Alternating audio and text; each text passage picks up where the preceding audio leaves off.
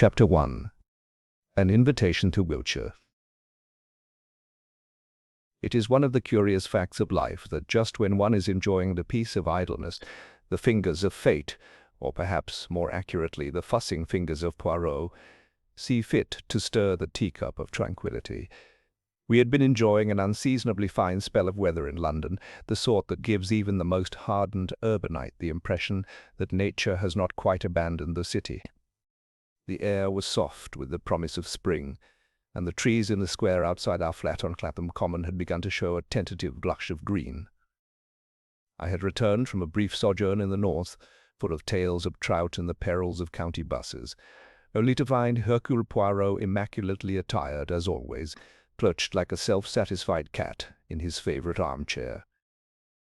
He was sipping hot chocolate, of all things, and peering at the pages of Le Figaro as though it had personally offended him. "Hastings," he said without looking up, "you have taken on the appearance of a man who has slept outdoors and wrestled with brambles." "I've been in Yorkshire," I said defensively, lowering my suitcase to the floor. "Fresh air, Poirot. You should try it." He made a noise somewhere between a sniff and a sigh. "Fresh air, mon ami, is a most overrated substance. It irritates the eyes, dries the skin, and leads to nothing but colds and confusion. No, give me my little stove and the order of civilization." I laughed and collapsed into the opposite chair. After 10 days of scratchy beds and muddy boots, it was oddly comforting to be scolded for the state of my trousers by a Belgian whose idea of adventure was using a different blend of pomade. We sat in companionable silence for a while. Poirot folded his paper with precision, aligning every edge, and placed it carefully on the side table. He then picked up a slim envelope of thick, cream-colored paper and turned it over in his hands. "You have returned just in time, Hastings," he said, his voice taking on the tone I knew well. "Fate, it seems, waits upon your footsteps." "Oh?" I said warily. "You mean you've taken on a case?" He held the envelope delicately between thumb and forefinger. "An invitation. From a certain Mr. Rupert Blaine, the master of Winterley Hall in Wiltshire." "I don't believe I've heard of him." "You have. He is of the old school, landed gentry, inherited wealth, a certain manner of speaking that belongs to the Edwardian age. But he has a problem, a most delicate problem." I leaned forward with interest. "Go on." Poirot's voice grew quieter, more serious.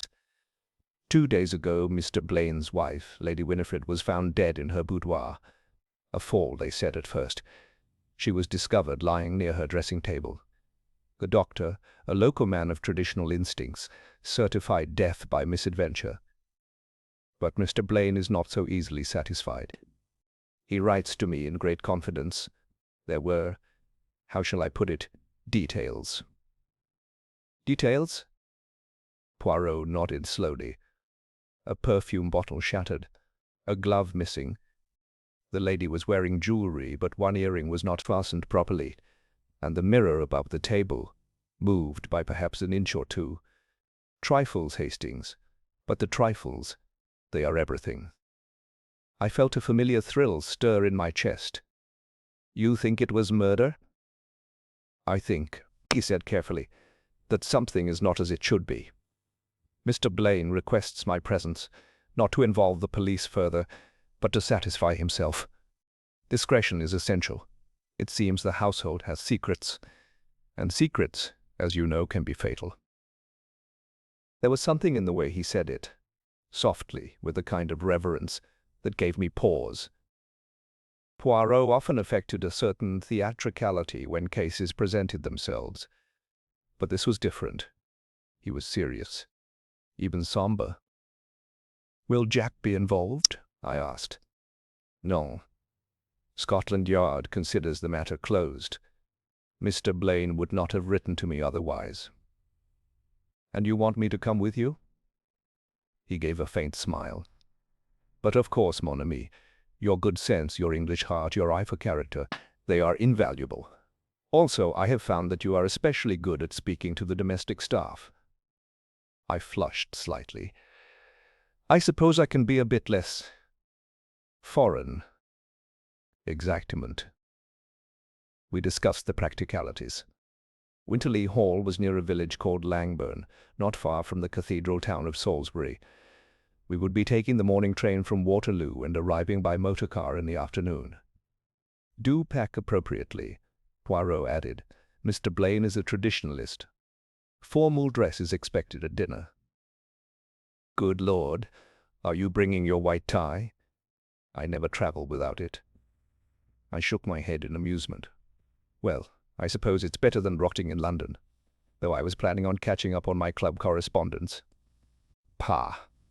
Your club will survive without your letters. But Lady Blaine will not rise from the grave. And if she did," he added with a ghost of a smile, "I do not think she would appreciate being left unsolved." I couldn't help but chuckle at that. And so, once again, I found myself on the brink of another curious little adventure. I cannot say whether it was Poirot's magnetic sense of mystery, or simply the lure of a countryside estate and a problem to occupy the mind.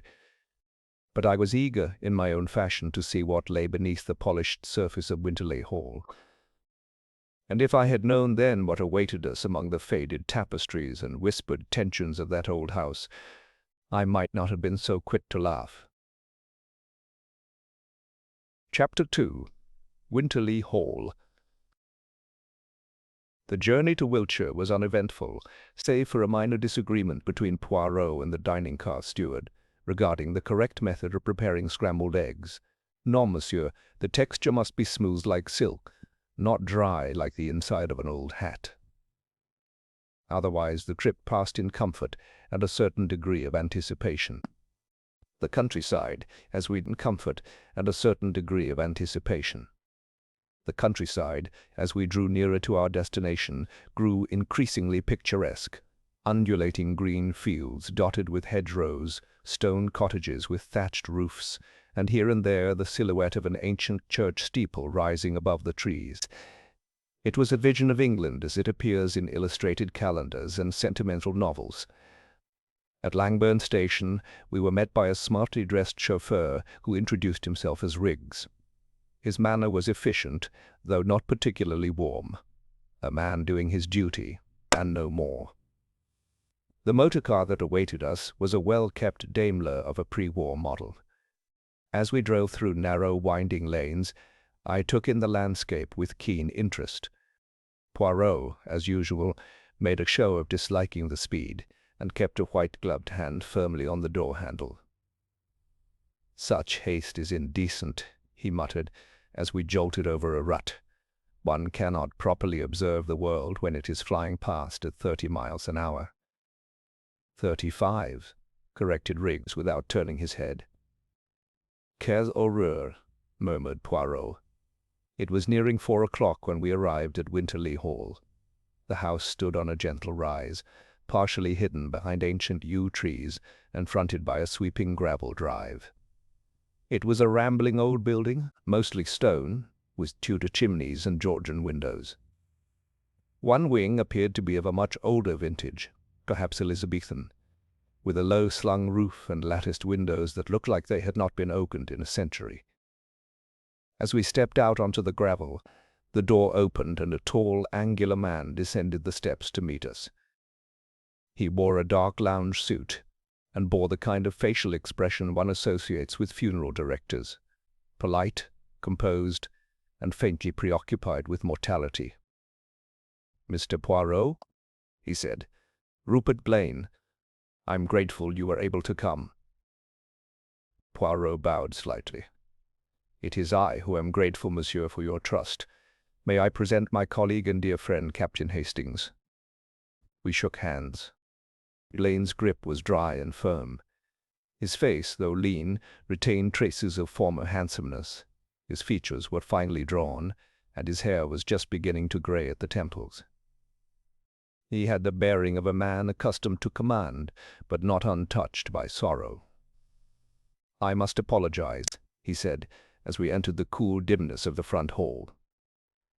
"We are not precisely receiving guests, as you will understand, but I thought it best that you see the house as it is, unaltered.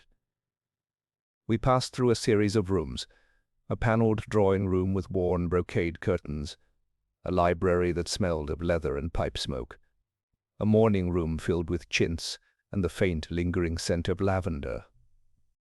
Everything bore the signs of tasteful decay, the sort of genteel shabbiness that only old families seem able to maintain without embarrassment.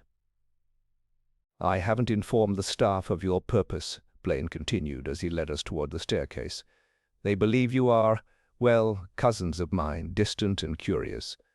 I thought it best not to upset the household." Poirot nodded approvingly. "Discretion is most wise. It allows for observation.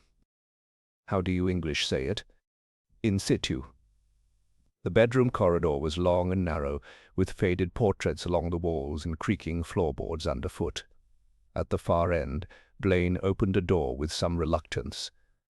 This was my wife's room. We entered. The air was cool and musty, with the faint scent of old talcum powder and something sweeter, rose perhaps or lilac. The room was tastefully appointed in shades of dusky pink and pale green, though the curtains had been drawn and the light was low. Poirot stepped forward at once, his eyes moving slowly across the room. He paused near the dressing table, where a few bottles of perfume still stood like little colored sentinels. A mirror above it had a faint smudge in the center, as though someone had recently wiped it half-heartedly. A pale carpet bore a darker patch where I presumed the body had fallen. "She was found here?" Poirot asked. Blaine nodded. "By one of the maids, Nancy. I was in my study. She screamed and we ran upstairs. Dr. Willerton came within the hour and said it was a tragic accident. A fatal blow to the head from a fall. Most likely, he said, she had slipped and struck the corner of the dressing table. But—" He stopped, clearly struggling to continue. "You doubted that conclusion," Poirot finished for him gently. Blaine turned to the window. "My wife was many things, Mr. Poirot, but she was not frail. She rode daily, walked for hours with the dogs. I find it hard to believe she simply collapsed and died in her own room. And the details, her jewelry, her glove, that broken bottle of scent, none of it sat quite right with me." Poirot looked thoughtful. "And you believe someone in the house?" "I don't know what I believe," Blaine interrupted quietly. "But something is wrong here. You will see it soon enough, I think." He turned abruptly and walked out, leaving us alone in the silent, scented room. Poirot crouched beside the dressing table, inspecting the floor with great care. "A blow, perhaps, but from what or from whom?" he murmured. "If it was a fall, why here in the corner, so far from the chair, and with such force? And the perfume? Tiennes, Hastings, lilac." I bent down and sniffed the open bottle. "Lady Blaine's, surely." Poirot's eyes gleamed. "No. According to Mr. Blaine's letter, she detested lilac, always wore rose or nothing at all." I stared at him. "Then someone else?" "Précisément." He rose and dusted off his knees. "Well, Hastings," he said briskly, "the stage is set. The curtain has risen. Let us meet the players in this little domestic tragedy." And with that, he turned on his heel and walked to the door, leaving me to cast one last glance at the mirror on the wall and the faint, cloudy reflection of a life recently ended. Chapter 3. The House Below Stairs. The staff at Winterly Hall numbered 5, not including the part-time gardener and a deaf kitchen boy who was reportedly more ornament than use. Mr. Blaine had mentioned that the household had grown leaner in recent years, as the war and the changing times had thinned both fortunes and expectations. Still, it maintained a quiet formality, the kind of prideful service that persists even when the silver is being polished less often and the cook has only one scullery maid to command. We were introduced first to Mrs. Broomley, the housekeeper. She was a solid, angular woman in her late 50s, with a face like carved oak, and a gaze that seemed to size one up and file the result away for later discussion with the laundry. "I hope we can be of service, sirs," she said, not without a certain guarded courtesy. "We were very fond of Lady Blaine. It's been a trying time." Poirot inclined his head gently. "We do not wish to intrude, madam. Only to observe, to understand. Perhaps you might assist us in understanding the ways of the household." "I dare say I might," she replied, "though I keep to my part of the house and don't hold with gossip." "Bien sûr, gossip is often unreliable, but routine, order, habit, those are most enlightening." Mrs. Broomley gave a short sniff as though in approval. "Breakfast at 8, luncheon at 1, tea at 4, dinner at 7:30. Housemaids rise at 5:30 and are expected to have the grates done by 6. His lordship takes his tea in the study, and the late Lady Blaine took hers in the morning-room." She reeled off the daily rhythms like a drum sergeant calling time. Poirot made a few notes in his little black book, while I stood back and took in the surroundings. The servants' corridor was plain and cool, with red tile flooring and a faint scent of starch and paraffin. Somewhere in the distance, a kettle hissed and clattered. "And the young maid?" Poirot asked smoothly.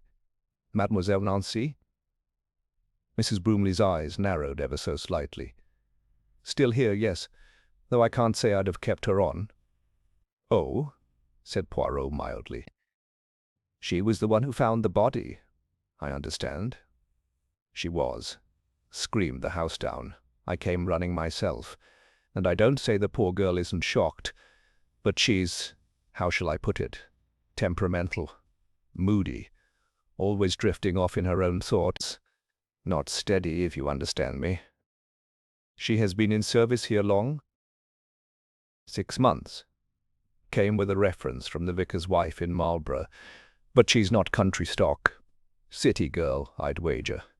Bit too pretty for her own good." There was no venom in her voice, but I detected something else. Dislike, certainly, though not of the loud or envious kind. More the deep instinctive disapproval of someone who's seen too many maids come and go, and doesn't take kindly to the dreamy pretty ones. Poirot nodded. "Might we speak with her?" "She's upstairs changing the linens," Mrs. Broomley said. "I'll send her down to the still room."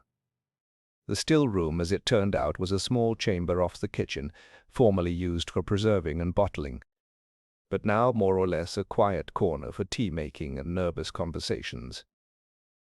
We waited there, the stone flagstones cool underfoot, Poirot sitting very still on a rickety stool, his hands joined neatly in his lap. Nancy Elmes arrived 5 minutes later, her face pale and her eyes red-rimmed. She could not have been more than 20, with fair hair pinned up under her cap, and a softness of feature that might once have been charming but was now haunted. "You wanted to see me, sir?" Her voice trembled a little, and she looked to Poirot first, then to me, as if unsure which of us was in charge. "Please, mademoiselle," Poirot said gently, "we wish only to understand what happened the day Lady Blaine died." "You found her?" She nodded. "I'd gone up to fetch her water jug. It was just after 3.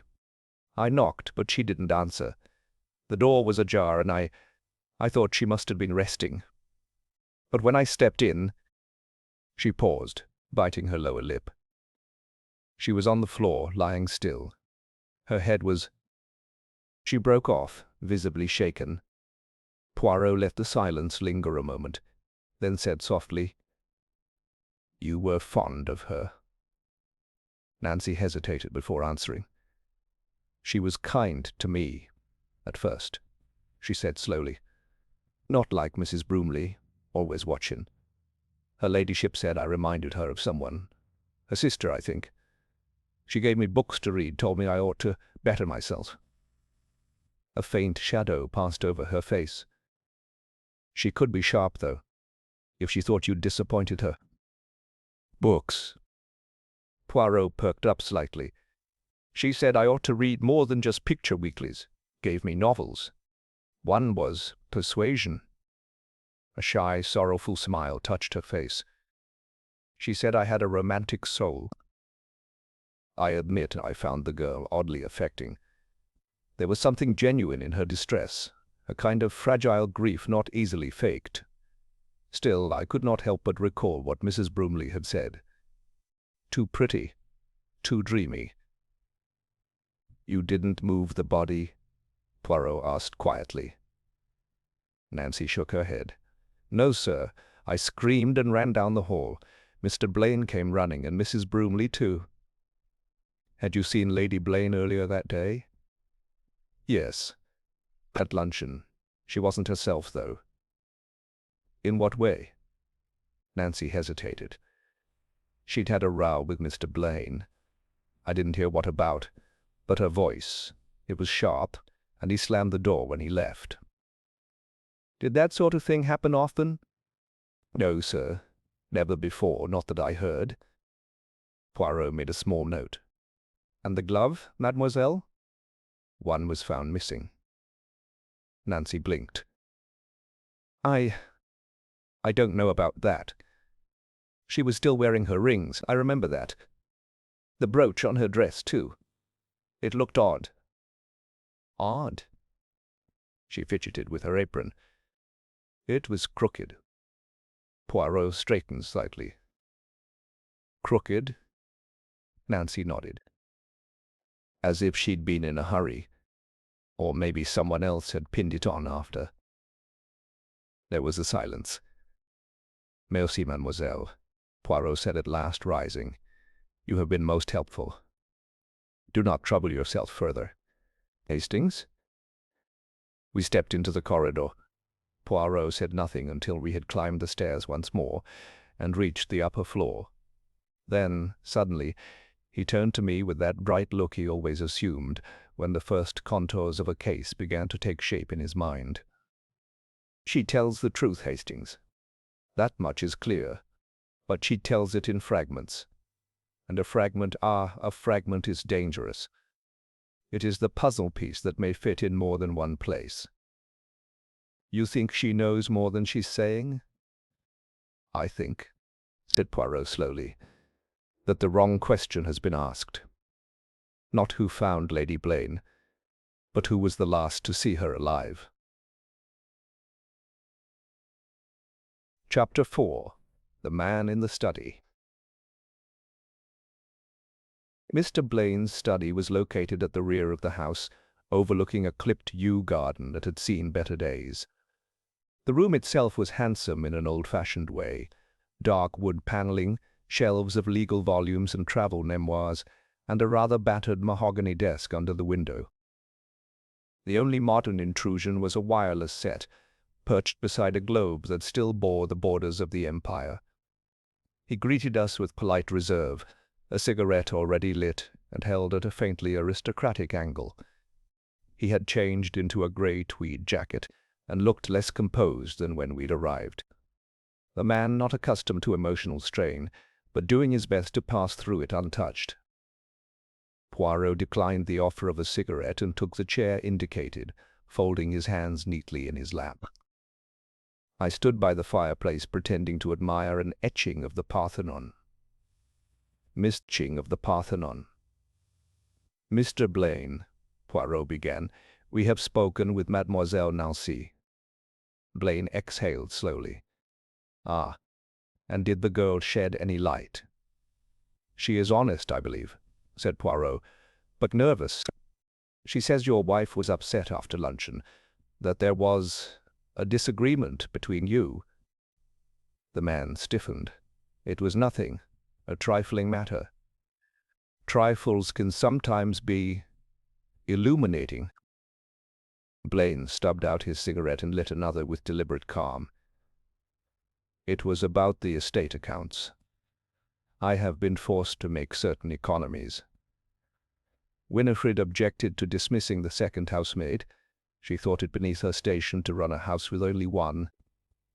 He gave a thin smile. "She had strong ideas about appearances." "And strong feelings?" Poirot asked mildly. Oh, yes. She could be passionate when she liked, but it blew over, it always did. There was a pause. Poirot leaned forward. Forgive me, monsieur, if I ask directly. Were you and Lady Blaine happy? Blaine's eyes flickered. That's rather a broad question. Perhaps. Let me be more precise. Were there tensions? Other than the running of the house? Blaine was silent for a moment. When he spoke again, his voice was lower. My wife and I had differences.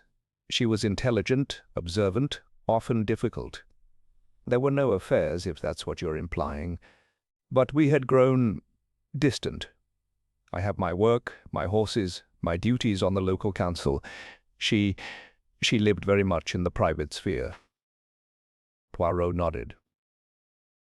Was she close to anyone here in the house? A companion? A confidant? Blaine looked puzzled. She spoke now and then with Mrs. Broomley, and she seemed fond of that young girl, Nancy. Said she reminded her of her sister. Why do you ask? There is a certain scent, lilac, found in the room.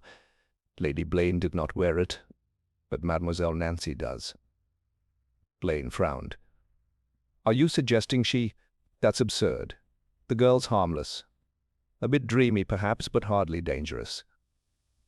Nevertheless, someone was in that room, recently enough to leave perfume in the air, either before or after Lady Blaine died. Blaine stood and walked to the window. You're not here officially, Monsieur Poirot. I agreed to your visit because I needed certainty. Closure, perhaps. But I won't have a scandal, not unless you have proof, concrete proof. Poirot stood as well. I do not scandalize, Mr. Blaine. I only observe. Blaine turned, then observed carefully. My wife fell. It was a horrible, tragic thing. If you find otherwise, fine. But don't destroy what's left of this house chasing shadows. Poirot inclined his head slightly. Merci, I will not trouble you further. But may I ask one last question? If you must. Where were you precisely when Lady Blaine died?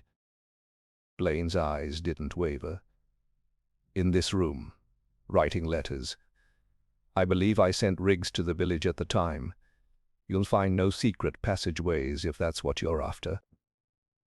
Très bien. We left him, the scent of smoke lingering in the air behind us. Poirot said nothing as we walked back down the corridor, his face expressionless. Well, I said as we reached the stairs. He didn't seem very shaken. No, said Poirot, but he is a man who prizes control over his household, his wife, and most of all his image. When such a man finds himself powerless, eh bien, it is not always the one who shouts who is dangerous. Sometimes it is the one who closes the door and listens. Chapter 5. The Crooked Brooch and the Secret Letter. The next morning dawned grey and low-hanging, with a soft drizzle clinging to the windows like breath on glass. Poirot, of course, refused to stir before his ablutions were complete. He emerged from his room in full morning attire, moustache gleaming, boots polished to a mirror sheen, as though he were preparing to dine with royalty rather than inspect the scene of a death. We returned to Lady Blaine's boudoir just after breakfast, this time with Mrs. Broomley in tow, and a set of brass keys that she produced from her skirt pocket with visible reluctance. I don't usually allow anyone to rifle through her ladyship's belongings, she said stiffly. Madame, Poirot replied, I promise to touch only with the eyes and the little grey cells. He moved about the room slowly, scanning with his usual maddening thoroughness. I, too, cast an eye over the familiar details. The elegant writing desk, the faint smudge on the mirror, the bottles on the dressing table. But it was the brooch that drew Poirot's attention today. It lay inside a velvet tray beside the dressing table, an antique piece, gold filigree with a dark green stone. Poirot lifted it delicately with a handkerchief and turned it toward the light. "Observe, Hastings," he said quietly. "The pin at the back, it is slightly bent, not a new flaw. And yet, why would a lady of refinement wear a brooch askew? And this—" he pointed to a fine thread, pale and delicate, caught between the clasp and the velvet lining. "A thread from a housemaid's uniform, perhaps?" Mrs. Broomley, standing behind us, made a disapproving sound. "I'll not have it said that Nancy touched her ladyship's jewels." "Ah, but that is just it," said Poirot, straightening. "What if it was not done out of theft, but imitation?" "I beg your pardon." Poirot didn't answer. Instead, he moved to the writing desk and began inspecting its drawers, each one empty, save for a few stray blotters and a broken nib. At last he opened the lower left drawer and stopped. He reached in slowly and removed a single folded sheet of pale blue stationery, which had been slipped between the drawer lining and the frame. "Aha!" He unfolded it. I stood behind him and read over his shoulder. "My dearest R., I have written and torn up 3 letters before this. I cannot keep up the pretense. I saw you look at her. The way your eyes follow her down the hall. Does she remind you of what I once was? If you mean to make a fool of me, at least have the decency not to do it in my own house." A silence hung between us. Poirot folded the letter carefully and returned it to the drawer. Mrs. Broomley's face had turned to granite. "Well," she said at last, "if that was meant for Mr. Blaine, I don't doubt he earned it." "You think he was—" I began, but Poirot held up a hand. "Non, mon ami, let us not run ahead of ourselves." But I could see it in his expression, a glimmer of the pattern emerging, the edges of a picture beginning to form. We left the boudoir and made our way to the servants' quarters once more. Nancy was not in the still room, but Riggs, the chauffeur, was leaning against a wall just outside, smoking a cigarette with the air of a man who had seen and heard more than he cared to admit. "Morning," he said, tipping his cap without warmth. "Looking for the girl?" "Yes," said Poirot pleasantly. "She is not here?" "Upstairs, cleaning the nursery. Not that there's a child to use it." Poirot nodded. "And yourself, Mr. Riggs? Where were you the afternoon Lady Blaine died?" Riggs frowned. "Village. She sent me for a bottle of some French perfume, said she couldn't find her old one." Poirot's eyes lit up. "Perfume." Riggs nodded. "Lilac something. Told me to fetch it from a chemist in Devizes. Took me over an hour. Didn't think she even liked the stuff, to be honest." "She didn't," Poirot murmured. And with that he turned to me. "Come, Hastings. There is only one thing left to do." "What's that?" Poirot's eyes sparkled. "To bring everyone together. The scene is set, the props are in place, and the truth, it waits only to be revealed." Chapter 6. The Gathering in the Drawing Room. It was just after 6 when we assembled in the drawing room at Poirot's request. Outside, the rain had grown heavier, drumming a steady rhythm against the tall windows, and the sky had sunk into an early darkness. The fire burned low, casting flickering shadows on the panelled walls, and I felt, though I could not have said why, that the air itself seemed to press closer about us. Mrs. Broomley sat in her usual high-backed chair by the hearth, her hands folded neatly in her lap. Her eyes, sharp and watchful, missed nothing. Riggs leaned against the door-frame, cap in hand, his broad frame blocking the way out. Mr. Blaine stood by the sideboard, a glass of brandy before him, though I noted he had not yet taken a sip. And in the far corner, apart from the rest, stood Nancy Elmes. She held a crumpled handkerchief in both hands, twisting it ceaselessly, her eyes fixed on the carpet as if she could disappear into it. Poirot took his place at the center of the room, He clasped his hands behind his back, and for a moment he simply looked at each of them in turn, his gaze unreadable. Then, in a voice quiet but firm, he began, "My friends, we are here because Lady Blaine's death was not the accident the doctor believed. It was no fainting fit, no unfortunate fall without cause. It was the end result of a confrontation, a clash of wounded pride, jealousy, and hurt, and, as so often happens in such moments, the final blow was struck without thought for its consequence." A silence fell over the room. I could hear the faint tick of the long case clock in the hall. Poirot turned to Blaine. "Monsieur, I will speak first to you. You did not kill your wife. That much I will say at once. But your conduct was far from innocent. In an act of foolish sentiment, you gave Mademoiselle Nancy a gift, a bottle of very costly lilac perfume. It was a gesture ill-advised for a man in your position. May we?" Blaine's jaw tightened. "I see no reason to discuss private—" "It is already discussed, monsieur," Poirot interrupted gently, "in the mind of your wife. For she noticed. She was a woman of perception. She saw that Mademoiselle Nancy had begun wearing a new scent, not any lilac, but a particular brand that was very popular among the young ladies of her class.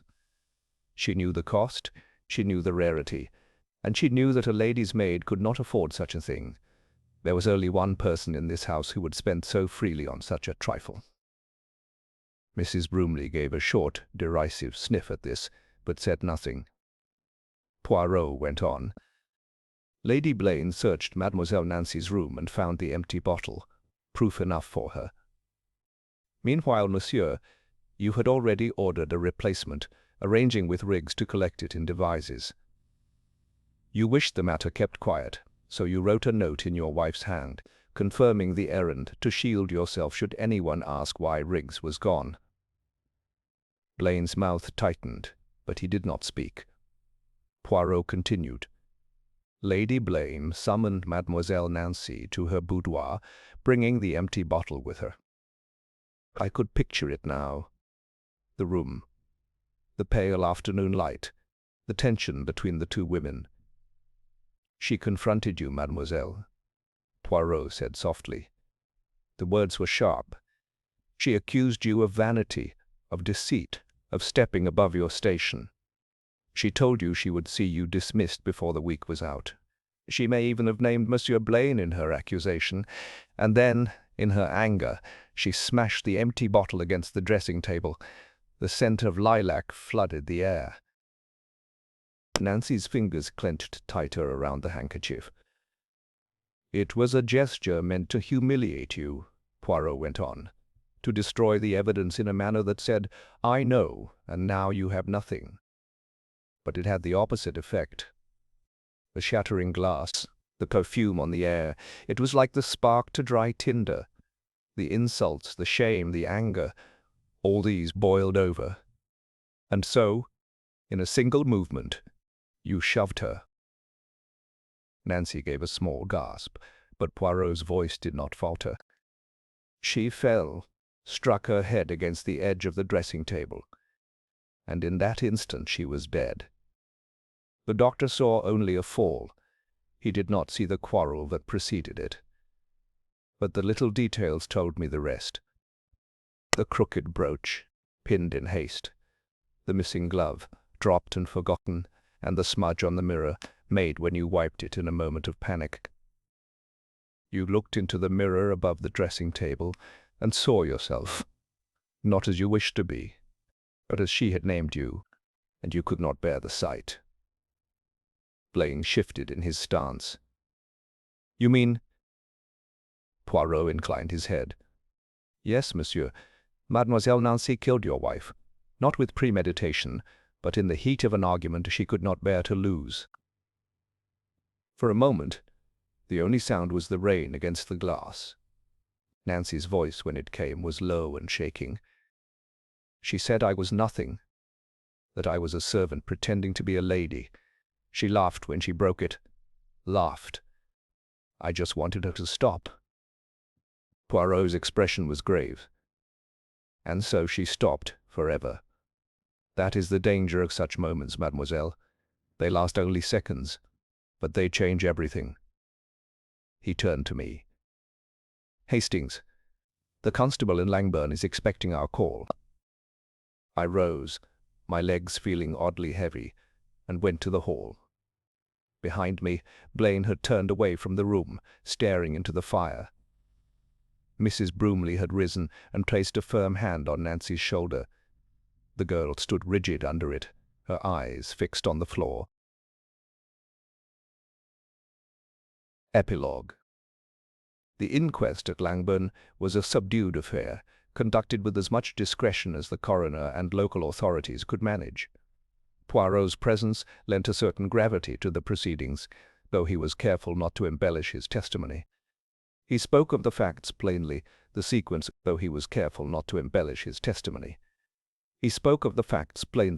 sequence of events as they had emerged, and the little clues that had betrayed the truth. Nancy Elmes sat very still throughout, her hands folded in her lap, her eyes fixed on the floor. She did not contest Poirot's account. When asked directly whether she had struck Lady Blaine, she admitted it, though in her quiet voice there was no malice, only a kind of tired resignation. The jury returned a verdict of manslaughter, noting both her youth and the strong provocation she had endured. Her sentence was to be served in prison, though not a long one. As she was led away, she did not look back at anyone, not even at Mr. Blaine. Blaine himself remained outwardly composed, but I could see that the events had shaken him deeply. It was not the grief of a man who had lost a great love, but rather the cold awareness that his own vanity and weakness had set the stage for tragedy. That costly bottle of lilac perfume, a trifling indulgence, a foolish flirtation, had destroyed the quiet order of his life, and left Winterly Hall marked forever by scandal. Within a fortnight of the inquest, the hall was put up for sale. The villagers spoke in hushed voices about what had happened there, and more than one servant from the surrounding houses said they would not work in it for any wage. The boudoir where Lady Blaine died was kept locked, the key turned over to the estate agent with instructions never to admit the merely curious. Riggs remained in service with Blaine long enough to see the sale concluded, and then took a position with a solicitor in Salisbury. Mrs. Broomley left soon after, returning to her sister's house in Devon. I gathered she had never much liked Nancy, but the manner of the girl's downfall left her more troubled than she cared to admit. As for Nancy, there were whispers, inevitable in a small community, that she had acted out of cold ambition, that she had always hoped to supplant Lady Blaine. I could not quite believe that. I think, as Poirot said, it was not the product of long calculation, but of a single moment. A moment when pride, humiliation, and rage tipped into something irrevocable.